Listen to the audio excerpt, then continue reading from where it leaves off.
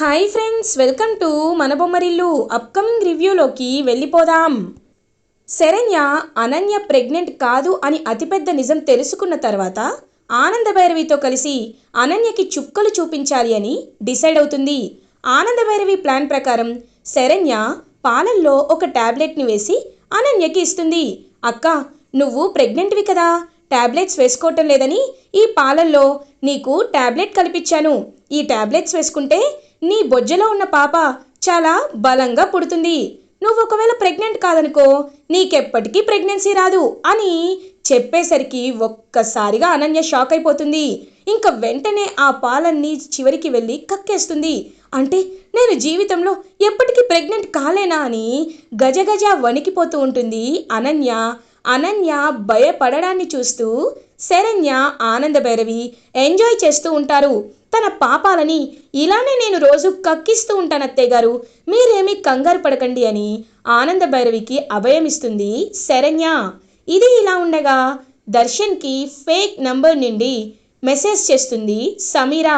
సమీరా ఫ్రెండ్గా పరిచయం చేసుకొని మీరు సమీరాకి చాలా అన్యాయం చేసి పాపాన్ని మూట కట్టుకున్నారు అని కావాలని దర్శన్కి సమీరాని గుర్తు చేస్తూ ఉంటుంది. పాపం దర్శన్ సమీరాని గుర్తు చేసుకుంటూ శరణ్యని కోప్పడుతూ ఉంటాడు. రేపు వచ్చే క్లయింట్స్ దగ్గర నువ్వు నీ టాలెంట్ చూపించు, అప్పుడు నువ్వంటే ఏంటో నేను ఒప్పుకుంటాను అని దర్శన్ క్లయింట్స్ గురించి చెప్తూ ఉంటాడు శరణ్యతో. ఏమండి, రేపు వచ్చే క్లయింట్స్ని నేను ఒప్పిస్తాను, మీరేమీ ఈ విషయంలో దిగులు పడకండి. కానీ మన ఇద్దరి మధ్య డీల్ ప్రకారం క్లయింట్స్తో నేను అగ్రిమెంట్ చేయిస్తే నేను చెప్పింది మీరు వినాలి, చేయించకపోతే మీరు చెప్పినట్టు నేను వింటాను అని ఛాలెంజ్ చేసుకుంటారు దర్శన్ అండ్ శరణ్య. ఇది ఇలా ఉండగా శరణ్య ఒక బోర్డ్ పెట్టుకొని డిజైన్స్ అన్ని డ్రా చేస్తూ ఉంటుంది. ఇంకా డ్రా చేస్తూ ఎలా అయినా నేను ఆయనతో చేసిన ఛాలెంజ్లో ఖచ్చితంగా గెలవాలి, గెలిస్తేనే నేను నా జీవితాన్ని మళ్ళీ సరిదిద్దుకోగలనని పాపం నిద్రపోకుండా డిజైన్స్ని డ్రా చేస్తూ ఉంటుంది శరణ్య. ఇది ఇలా ఉండగా మార్నింగ్ అవుతుంది. శరణ్య ఆ డిజైన్స్ అన్నీ కలెక్ట్ చేసుకొని హాల్లోకి వస్తుంది. ఆనందభైరవి, అమ్మ శరణ్య, ఇవాళ క్లయింట్స్తో మీటింగ్ ఉందంట కదా, నాకు మేనేజర్ కాల్ చేసి చెప్పారు. ఇది నీ ఫస్ట్ క్లయింట్ మీటింగ్ కాబట్టి నువ్వు చాలా జాగ్రత్తగా ఉండాలి. అండ్ ఆ క్లయింట్స్ని నువ్వు ఏదో ఒక విధంగా కన్విన్స్ చేసేలా వాళ్ళ రెస్పెక్ట్ తగ్గకుండా నువ్వు మాట్లాడాలి, సరేనా అని అంటారు. అలాగే అత్తయ్య గారు, నన్ను ఆశీర్వదించండి అని ఆనందభైరవి బ్లెస్సింగ్స్ తీసుకుంటుంది శరణ్య. ఖచ్చితంగా నీకే విజయం వస్తుంది, గుడ్ లక్ అమ్మా అని హ్యాపీగా ఇంకా దీవించి పంపిస్తారు ఆనందభైరవి. శరణ్య, దర్శన్ ఆఫీస్కి రీచ్ అవుతారు. దర్శన్ ఖచ్చితంగా క్లయింట్స్ చాలా టఫ్గా ఉన్నారు కాబట్టి శరణ్య గెలిచే ఛాన్సే లేదు అని ధీమాగా కాన్ఫిడెంట్గా అలా కూర్చొని ఉంటాడు. సమీరా మాత్రం ఏంటి ఈ శరణ్య ఇప్పుడు క్లయింట్స్తో మాట్లాడడానికి ఇంతలా అరేంజ్ చేసుకుందా, కానీ నేను మాట్లాడనివ్వను కదా అని క్లయింట్స్ వస్తూ ఉంటే క్లయింట్స్ దగ్గరికి వెళ్తుంది సమీరా అలియాస్ సౌమ్య. వెళ్ళి చూడండి, మీరు ఇప్పుడు కొత్తగా వచ్చిన శరణ్య ప్రజెంటేషన్ నచ్చలేదని, తన డిజైన్స్ నచ్చలేదని తనతో చెప్పాలి, అర్థమైందా అని అంటుంది. హలో, ఎవరండి మీరు, నేనెందుకు అలా చెప్పాలి, నచ్చితే నచ్చిందని చెప్తాం, లేకపోతే లేదని చెప్తాం అని అంటారు. నో సార్, నేను ఈ ఆఫీస్లో స్టాఫ్ని, అలాంటిది నేనే ఇలా అంటున్నానంటే ఒక్కసారి మీరే ఆలోచించుకోండి. వీళ్ళ కంపెనీ లాస్లో ఉంది సార్, పైకి కావాలని బిల్డప్ ఇస్తూ ఫినాన్షియల్ స్టేట్మెంట్స్లో ప్రాఫిట్ చూపించుకుంటున్నారు. కాబట్టి ఇలాంటి కంపెనీతో మీరు టైఅప్ అయ్యారనుకోండి, మీ పరువు అంతా పోతుంది, మీ రెప్యుటేషన్ మొత్తం మార్కెట్లో మంట కలిసిపోతుంది. కాబట్టి మీరు వీళ్ళ ప్రెజెంటేషన్ని రిజెక్ట్ చేయండి అని చెప్తారు. క్లయింట్స్ సమీరా చెప్పింది నిజమేమోనని, ఓకే మీరు చెప్పినట్టే చెప్తాం అని అలా ఇంకా కాన్ఫరెన్స్ హాల్లోకి వస్తారు. ఇప్పుడు చూడు, శరణ్య మొహం అంతా మాడిపోతుంది, అప్పుడు నేను నవ్వుకుంటూ ఉంటాను అని ఇంకా అలా క్రూయల్గా నవ్వుతూ హాల్లోకి వస్తుంది సమీరా. బోర్డ్ మీటింగ్ స్టార్ట్ అవుతుంది.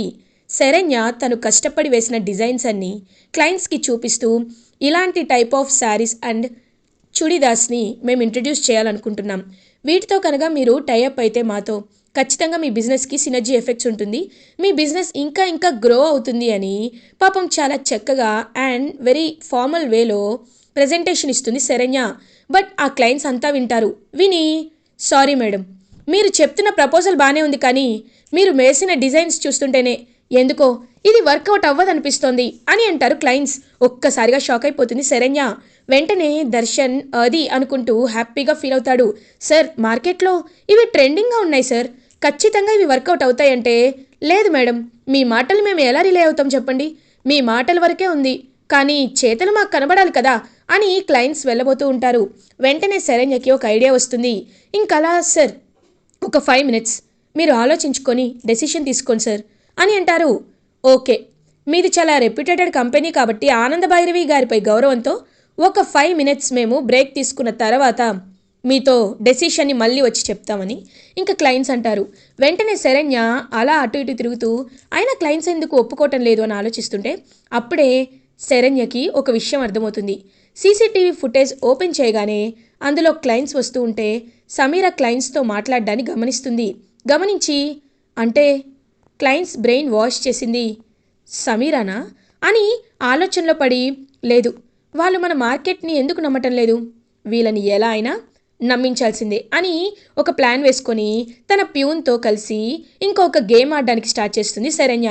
అలా 5 minutes బ్రేక్ అయిపోగానే క్లయింట్స్ అందరూ వచ్చి, సార్ ఇప్పటికైనా మా డిజైన్స్ని మీరు అని అనేసరికి ఇంకా వెంటనే ప్యూన్ పరిగెత్తుకుంటూ వస్తాడు. Madam madam, Mumbai head office నుండి ఫోన్ వస్తుంది మేడం, ధీరు ఫ్యాబ్రిక్స్ నుండే మీకు ఫోన్ కాల్ వస్తుంది అని అంటారు.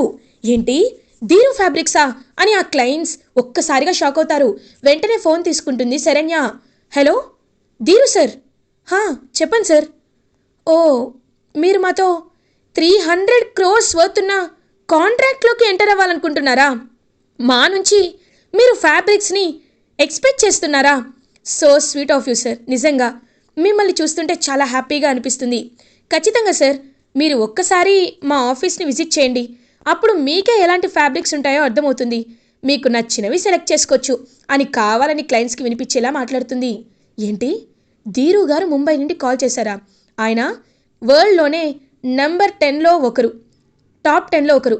అలాంటి ఆయనే వీళ్ళతో డీల్ కుదుర్చుకోవాలనుకుంటున్నప్పుడు మనం ఎంత, మనం కూడా కుదుర్చుకుంటే, మనం కూడా అగ్రిమెంట్లోకి ఎంటర్ అయితే we will be all right అని చెప్పి ఆ క్లయింట్స్ మాట్లాడుకుంటారు. సార్, అయితే మీకు మా ప్రెజెంటేషన్ ఇష్టం లేదా అని అడుగుతుంది at the last time Saranya. No madam, no, మేము బాగా ఆలోచించుకున్నాం, మీతో మేము కాంట్రాక్ట్లోకి ఎంటర్ అవ్వాలనుకుంటున్నాం, కావాలంటే అగ్రిమెంట్ని ఇప్పుడే తెప్పించండి, సైన్ చేస్తాం అని అంటారు. ఒక్కసారిగా దర్శన్, సమీర షాక్లో ఉండిపోతారు. ఇంకా శరణ్య హ్యాపీగా ఫీల్ అవుతుంది. ఏమండి అని పిలుస్తుంది దర్శన్ని. ఏంటి అని అంటారు. అగ్రిమెంట్ పేపర్స్ ఏంటండి, తెప్పించండి అని అంటుంది. ఓకే, వెళ్ళి అగ్రిమెంట్ పేపర్స్ తీసుకురా అని ప్యూన్తో చెప్పేసరికి ఇంకా ప్యూన్ వెళ్ళి అలా అగ్రిమెంట్ పేపర్స్ని తీసుకొస్తాడు. అలా దర్శన్ అండ్ సమీరా కళ్ళ ముందే శరణ్య క్లయింట్స్తో అగ్రిమెంట్ని చేయిస్తుంది. ఒక్కసారిగా ఇంకా అదంతా చూసి షాక్ అయిపోతాడు దర్శన్. ఇంకా అలా క్లయింట్స్ ఓకే మేడం మేము వెళ్ళొస్తామని చెప్పి అలా వెళ్ళిపోతారు. ఇంకా వెంటనే దర్శన్ దగ్గరికి శరణ్య వస్తుంది. ఏవండి, ఇదిగోండి అగ్రిమెంట్ పేపర్స్, మీరు అన్నారు కదా మీరు ఖచ్చితంగా నేను ఇందులో ఓడిపోతానని మీరు అనుకున్నారు కదా, బట్ ఒక్కసారి నేను స్టెప్ ఇన్ అయితే ఓడిపోయే ఛాన్సే లేదు అని మీకు తెలియచేయడానికే మీతో ఛాలెంజ్ చేశాను. ఇప్పుడు గెలిచి చూపించాను, ఇప్పటికైనా నా మాట వింటారా అని అంటుంది. ఛాలెంజ్ చేసి ఓడిపోయాను, ఇప్పుడు నీ మాట వింటానని నేను డీల్ కుదుర్చుకున్నాను, వినక తప్పుతుందా? ఏం చెప్తావు? ఏం చెప్తావు? మళ్ళీ సమీరాన్ని నేను చంపలేదంటావు అంతేనా అని అంటారు. కాదండి, నేను అది చెప్పాలనుకోవటం లేదు, ఒకసారి మీరు నాతో రండి అని ఇంకలా శరణ్య అయితే దర్శన్ని బయటికి తీసుకువెళ్తుంది. ఇదంతా చూస్తుంది సమీర. ఏంటి, దర్శన్ని శరణ్య బయటికి తీసుకువెళ్తుంది, ఎక్కడికి తీసుకువెళ్తుంది అని ఆలోచనలో పడుతుంది సమీర. ఇంకా శరణ్య దర్శన్ని హాస్పిటల్కి తీసుకొస్తుంది. ఏంటి, ఇక్కడికి ఎందుకు తీసుకొచ్చావు అని అడుగుతారు. ఏం లేదండి, ఒక్క నిమిషం, నర్స్ డాక్టర్ ఆనంద్ గారు అని అడుగుతారు. మేడం, ఆయన ఆపరేషన్ ఉందని ఇప్పుడే పక్క హాస్పిటల్కి వెళ్ళారు, ఒక 1/2 hour కూర్చోండి వచ్చేస్తారు అని అంటారు. ఇప్పుడు డాక్టర్ ఎందుకు అని అంటారు. ఏవండి, ఆ డాక్టర్ ఎవరో కాదండి, సమీరకి క్యాన్సర్ ట్రీట్ చేసిన డాక్టర్. ఒక్కసారి మీరు ఆ డాక్టర్తో మాట్లాడితే నిజాలు ఏంటి అనేవి మీకు ఖచ్చితంగా తెలుస్తాయండి, ఎందుకంటే మీరు నా మాటలు నమ్మటం లేదు కాబట్టి మీరు ఖచ్చితంగా తెలుసుకుంటారని చెప్పి ఇంకలా డాక్టర్ కోసం వెయిట్ చేస్తూ ఉంటారు శరణ్య అండ్ దర్శన్. ఇంకా దర్శన్ తను ఇంతలా చెప్తోంది కదా, మాటిచ్చాను, తప్పే ఉద్దేశం నాకెప్పుడూ లేదు అని ఇంకా అలా వెయిట్ చేస్తూ ఉంటాడు దర్శన్. అప్పుడే ఇంక అందరూ హుటాహుటిన హడావిడి చేస్తూ ఉంటారు. ఏమైంది ఏమైంది సిస్టర్ అని అడుగుతుంది శరణ్య. మేడం, డాక్టర్ ఆనంద్ గారికి యాక్సిడెంట్ అయిందంట, ఆయన ఆయన చాలా బ్లడ్ లాస్ అయ్యారంట అని చెప్పడంతో ఒక్కసారిగా శరణ్య షాక్ అయిపోతుంది. ఇదేంటి, ఆయనకి యాక్సిడెంట్ జరగడం ఏంటి అని ఆలోచనలో పడుతుంది. దర్శన్ కూడా, చూసావా, ఏదో నిజం చెప్పిస్తాను అన్నావు, ఇప్పుడు ఆయనకి యాక్సిడెంట్ అయింది, ఇప్పుడు ఏం చేస్తాం అని అంటారు. ఏమండి, ఆయన ఆయన కోలుకున్న తర్వాత మనం వద్దామండి అని అంటుంది. సరే వస్తాను, కానీ నువ్వు చెప్పేది ప్రతిదీ నమ్మాలనైతే రూల్ లేదు కదా అని దర్శన్ అక్కడి నుండి వెళ్ళిపోతాడు. అయ్యో ఏంటిది, ఆయనతో ఎలా అయినా నిజం నిరూపించాలి అనుకుంటే ఇలా జరిగిందేంటి అని ఆ డాక్టర్కి యాక్సిడెంట్ అయినందుకు ఫీల్ అవుతూ ఉంటుందన్నమాట శరణ్య. ఇది ఇలా ఉండగా సమీరా అలా ఇంకా చేతులు దులుపుకుంటూ ఉంటుంది. అంటే సమీరానే డాక్టర్ని కావాలని యాక్సిడెంట్ చేసిందన్నమాట. డాక్టర్తో సమీరా ముందే మాట్లాడుతుంది. ఇంకా సమీరాతో డాక్టర్ మాట్లాడుతూ, చూడు సమీరా, నువ్వు నాకు ఆ రోజు డబ్బు ఇచ్చావు, అబద్ధం చెప్పమన్నావు, కానీ తనకి శరణ్య ఎంత బాధపడుతుందో నేను తెలుసుకున్నాను. కాబట్టి ఇప్పుడు నువ్వు చెప్పిన మాటలు వినను, నువ్వు చెప్పినట్టే నేను చేయను. కాబట్టి నేను నిజాన్ని ఖచ్చితంగా ఆయనతో చెప్పేస్తానని చెప్పి ఇంకలా బయలుదేరబోతూ ఉంటే కావాలని కారుతో గుద్దేసి సమీరా డాక్టర్కి యాక్సిడెంట్ అయ్యేలా చేస్తుంది. నా గురించి నిజం బయట పెడతానంటావా? ఇప్పుడు చూడు, నువ్వెప్పటికీ బయట పెట్టలేవు అని అలా ఇంకా చూస్తూ ఉంటారనమాట సమీరా. ఇది ఇలా ఉండగా నైట్ అవుతుంది. ఆనందభైరవి అలా అటు ఇటు తిరుగుతుంటే అనన్య ఆనందభైరవి దగ్గరికి వస్తుంది. ఏంటి, మీరింత ప్రశాంతంగా ఉండడం నేను చూడలేకపోతున్నాను అని అలా ఇంకా చూస్తూ ఉంటుందన్నమాట అనన్య. అప్పుడే కాంచన, అమ్మీ రా అమ్మీ, మనకి వంటగదిలో చాలా పని ఉండాది, అన్నీ మనమే చేయాలి అని అంటుంది. అమ్మచ్చి ఆగు, ఈ ఇంట్లో మహారాణిగా ఉండాల్సిన నేను ఇప్పుడు అంట్లు తోముకుంటూ బట్టలు ఉతుక్కుంటూ ఉండాలో అని అంటుంది. అవును అనన్య అని అంటుంది ఆనందభైరవి. ఒక్కసారిగా ఆనందభైరవిని చూసి షాక్ అయిపోతుంది అనన్య. ఏంటలా చూస్తున్నావు? అంట్లు తోమాలి, బట్టలు ఉతకాలి, ఫ్లోర్ క్లీన్ చేయాలి, అందరికీ సంబంధించిన అన్ని పనులు నువ్వే చెయ్యాలే పని మనిషి అనన్య అని అంటుంది. చూడండి, మీరు నన్ను రెచ్చగొడుతున్నారు అని అంటారు. ఏయ్ ఛీ, రెచ్చగొట్టడం అనే మాట కూడా సిగ్గుపడుతుంది నిన్ను చూసి. చూడు, నువ్వు చేసిన పాపానికి నిన్ను మెడ పట్టుకొని గెంటేయడం నాకు చిటికెలో పని. నువ్వు ఎన్నో తప్పులు చేసినా నిన్నెందుకు గెంటేయట్లేదో తెలుసా? నీ తప్పులన్నీ ఎందుకు నేను ఎవ్వరికీ చెప్పటం లేదో తెలుసా? ఎందుకంటే ఇప్పుడు నిన్ను నీ అమ్మని బయటికి గెంటేశాననుకో, మీరు ఎక్కడుంటారు? ఆ రోజు ఒక్క పూటకే మీరు రోడ్డుపై కూర్చున్నారు.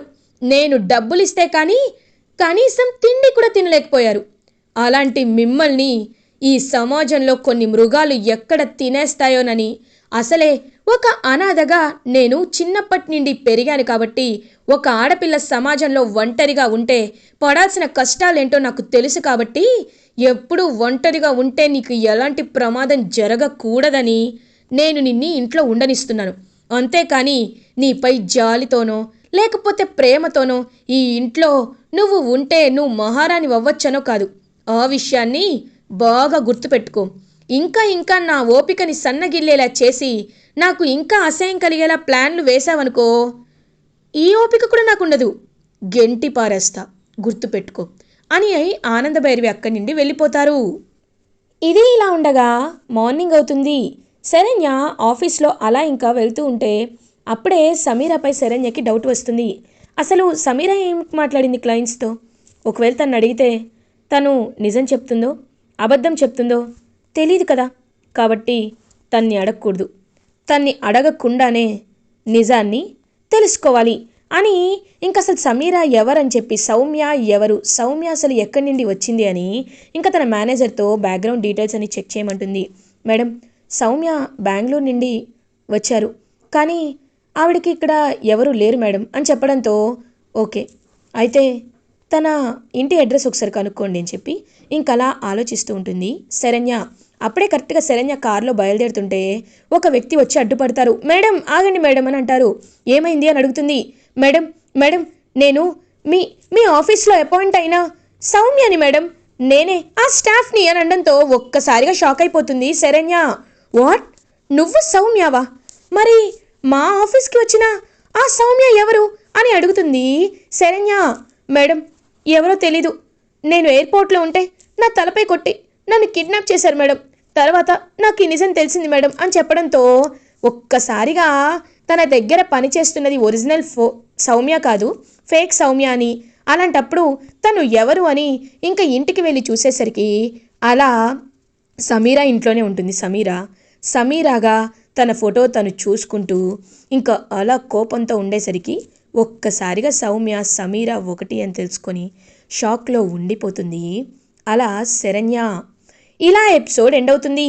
ఫర్దర్ ఎపిసోడ్ రివ్యూస్ ముందుగా మీకు కావాలి అనుకుంటే మా ఛానల్ని సబ్స్క్రైబ్ చేసుకోండి. Thanks for watching.